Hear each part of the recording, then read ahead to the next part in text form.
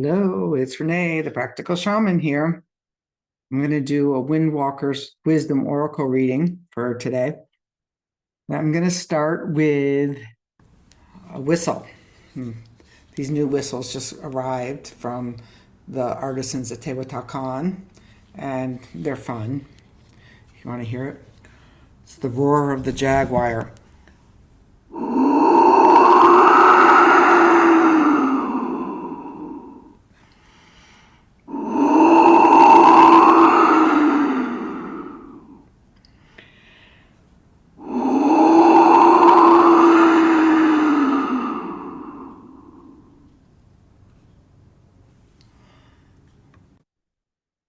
I needed that big billowy sound to clear out the energy that I feel building up in me. And I think life is good. Life is life. I just finished with the Windwalker, the Bookwalkers Club. We're reading A Pilgrim's Guide to Walking Wisdom and taking it a chapter by chapter. I have insight sheets. And today we are on preparation is key. And some of my walking wisdom has spilled over into my other life. But today we're going to do a spread, okay? I'm going to do a 3-card spread. And I'm specifically asking, what's going on? What's going on in the world? What do the winds have to say? I mean, last night I was in my jacuzzi, and I feel blessed that I have a jacuzzi to have these kinds of thinking in, but I was feeling like, wow, I've gotten to this last segment of my life, this last 25 years, okay, where, it'd be nice to want to travel and to hang and to do fun things. And yesterday I ended up feeling very disheartened the fact that we've become so rude to each other. And I don't really care. I've always been a Libra. I've been in the middle.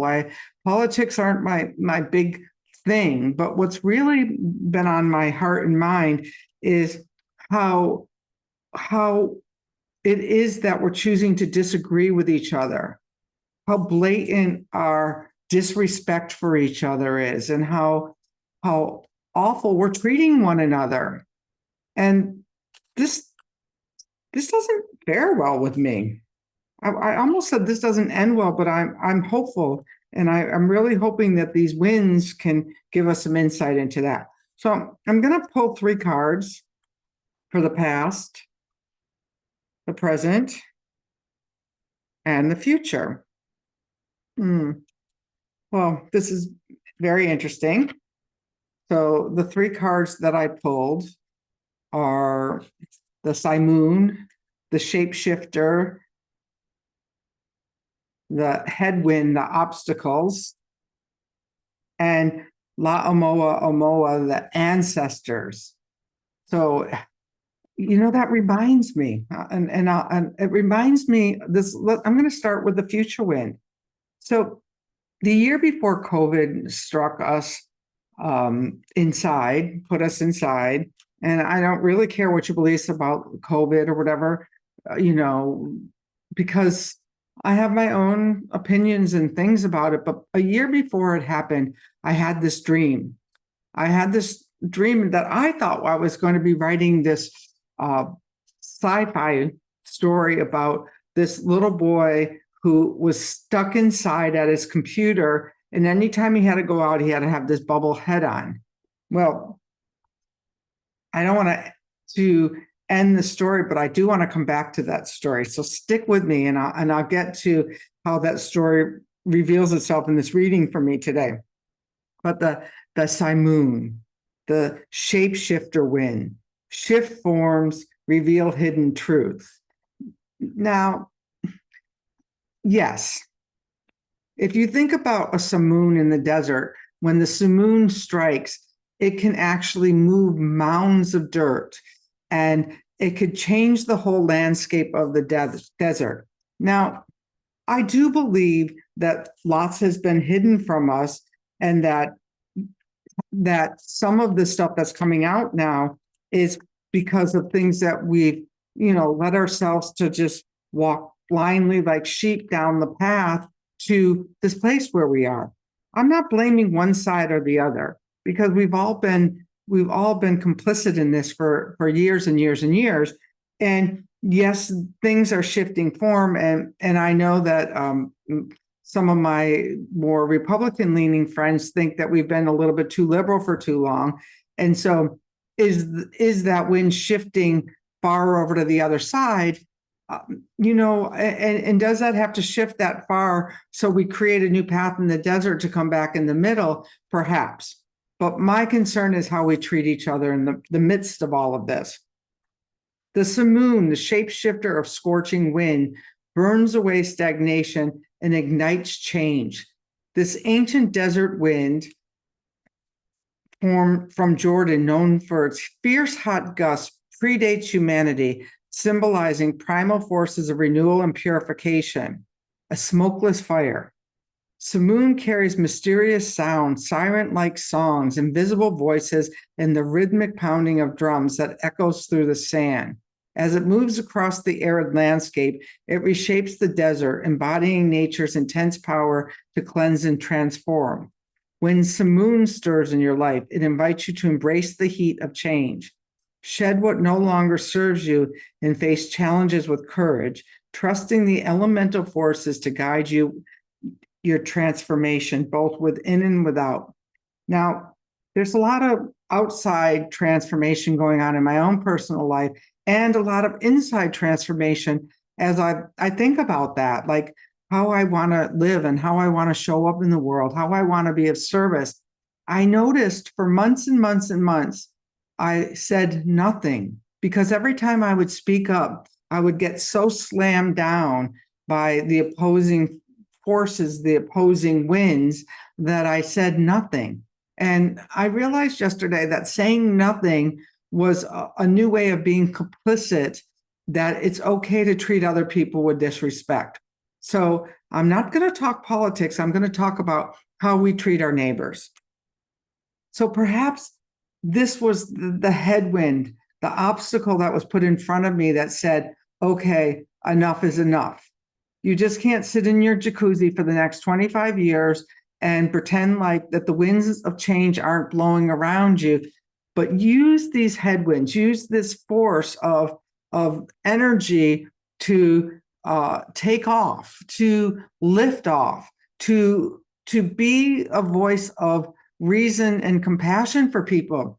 All I could think about yesterday was that I remember back when I was in elementary school. And, whatever you think about those politicians back then or not, I was thinking that I sat at the desk and I was proud. I was proud of our presidents. I was proud of the country that I was part of. And I even thought that this would be an ambition of mine, was to be in politics. Although, one time I was on a train to the Bronx Zoo and people said, oh, you're going to be the next president. And they're like, no, I'd rather be behind, with the person with the power. And I never saw what that meant so fully until now, is like, how do I use my power? How do I take off against the wind, which, plane needs to take off against the wind in order to be a voice of reason, a voice of change, a voice of hope. And I thought like being the president of my board up at the island, because we own a water utility, is enough. But I'm realizing that my silence is the opposition that's keeping me from really being a voice of service. Just because it's wearing me down, it's like, yes, I've been trained for this and I can go forward. All right. So Lamoa ancestors, Amaomao. Now, this wind is in the Hawaiian tradition. There is this gourd, the wind gourd of Amaomao, and it had all of these holes on all sides of it, and it used tapa cloths to block the wind from coming. So it kind of reminds me of that I need to start to control where the wind is coming into my own life. that means I need more walks in nature and more time away from social media and things like that in order to really find what grounds me and what makes me feel whole and that I'm making a difference in and serving a purpose in my life. And I say that because I've become a slave to the news lately, and I don't like this. I've never been that person. And somehow I've gotten caught up in that wind. And I'm going to block that hole and I'm going to go back to my walking wisdom. I'm going to go back to the winds of spirit. And I'm going to really make a concerted effort to really start sharing these readings to you so that I can provide some hope for the future, hope for the present, and hope for the past. Now, let me tell you the ending about that little boy who went outside and had to wear a bubble on his head. And one of the things that this young man did was, I don't know if he climbed the tree of knowledge, hopefully, and went about 40 years into the future. And I'm 40 years, I remember. And when he got there, there was this council of wind elders, and the wind elders showed that there, as wind elders, they were also ancestors, and that they were working on healing our present from the future.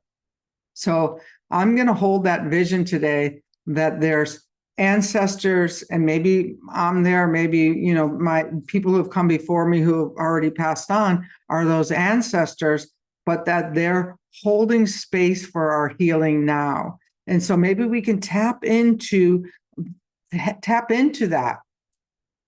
Maybe we should just be able to tap into that and then, play our wind whistles and get to our friends and get to our ceremonies and get to our walks, and that we can live in a little bit more peace and harmony with each other. Okay?